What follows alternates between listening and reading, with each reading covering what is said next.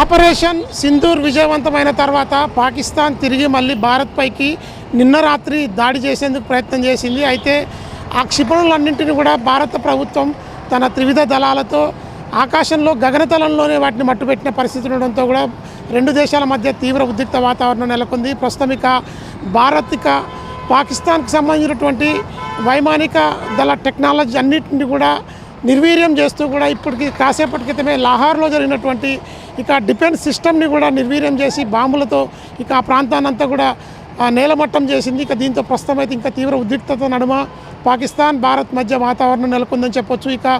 బార్డర్లో ఇప్పటి వరకు 16 మంది స్థానిక పౌరులు, అదేవిధంగా 2 జవాన్లు భారత్ కోల్పోయింది. మరొక వైపు పాకిస్తాన్ సైడ్ 100 మంది ముష్కర్లు హతమైన అనంతరం కూడా ఈరోజు జరుగుతున్నటువంటి దాడుల్లో లాహోర్తో పాటు క్రికెట్ స్టేడియం, అదేవిధంగా వైమానిక దాడుల ప్రాంతాలు, ప్రస్తుతం పాకిస్తాన్ అనుసరిస్తున్న వ్యూహాలపై కూడా దెబ్బ కొట్టేందుకు భారత్ పావులు కదుపుతోంది. ఈ నేపథ్యంలోనే ప్రస్తుతం అయితే పాక్ భారత్ మధ్య యుద్ధం, ఉగ్రవాదంపై జరుపుతున్నటువంటి యుద్ధం కాస్త పబ్లిక్ వైపుకు మళ్ళుతుండడంతో కూడా పరిస్థితులన్నీ మారుతున్నాయని చెప్పొచ్చు.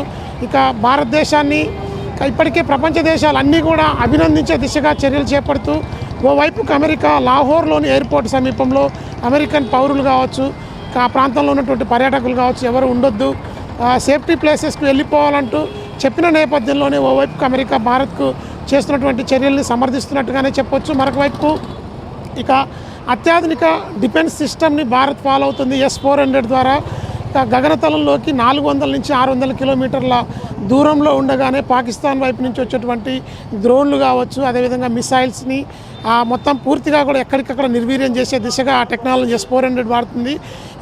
పాకిస్తాన్కి సంబంధించి చైనా ఇచ్చినటువంటి టెక్నాలజీ SQ-9 టెక్నాలజీని డిఫెన్స్ సిస్టమ్ని మొత్తం కూడా ధ్వంసం చేసిన పరిస్థితి భారత్ ఇది మరొక విజయంగా కూడా చెప్పుకోవచ్చు. ప్రస్తుతం అయితే అమెరికా దేశంతో పాటుగా రష్యా నుంచి వచ్చినటువంటి టెక్నాలజీ భారత్కు కలిసి వస్తుందని చెప్పొచ్చు. ప్రస్తుతం పాక్తో కనుక కంటిన్యూగా యుద్ధం చేయాల్సి వస్తే వారం రోజులకు మించి పాకిస్తాన్ మనతో పోర్లో నిలిచి ఉండలేదనేది వాస్తవం.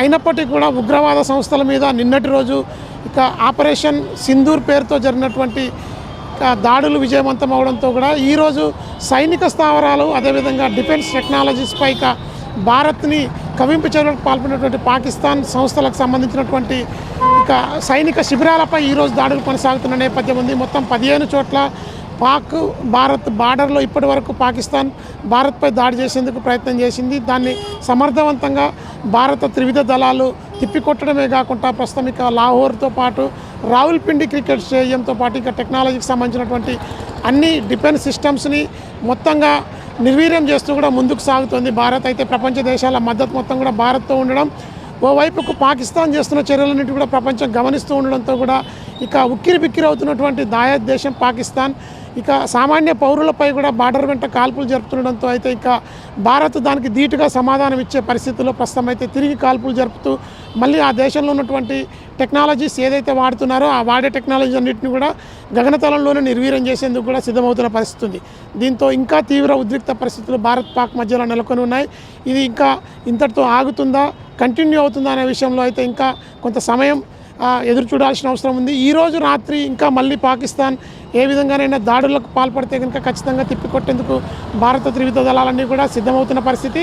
మరొక వైపు కాసేపటి క్రితమే భారత పార్లమెంటు పరిధిలో ఉన్నటువంటి అన్ని పార్టీలు కూడా త్రివిధ దళాలకు ఏ నిర్ణయం తీసుకున్నా కూడా భారత ప్రభుత్వం తీసుకునే నిర్ణయాన్ని కట్టుబడి ఉంటామంటూ కూడా అన్ని పార్టీల నాయకులు కూడా చెప్పిన నేపథ్యంలోనే త్రివిధ దళాలు ఏ విధంగా ముందుకెళ్తాయి, భారత పౌరులను కాపాడేందుకు ఎలాంటి చర్యలు తీసుకోబోతాయి, పాకిస్తాన్కు నుంచి వచ్చేటువంటి క్షిపణులు కావచ్చు, డ్రోన్లు కావచ్చు, ఇతర ఏ రూపంలో వచ్చినటువంటి యుద్ధాన్నైనా సరే ఎదుర్కొనేందుకు ఎలా సిద్ధమవుతాయో వేచి చూడాల్సిన అవసరం అయితే ఉంది. ఇది ప్రస్తుతం అమెరికా సంబంధంతో ఉన్నటువంటి భారత్ పాకిస్తాన్ మధ్య జరుగుతున్నటువంటి ఉద్రిక్త పరిస్థితుల మధ్య ప్రస్తుతం అయితే ఇది తీవ్ర పరిస్థితులు అయితే కనపడుతూ ఉన్నాయి.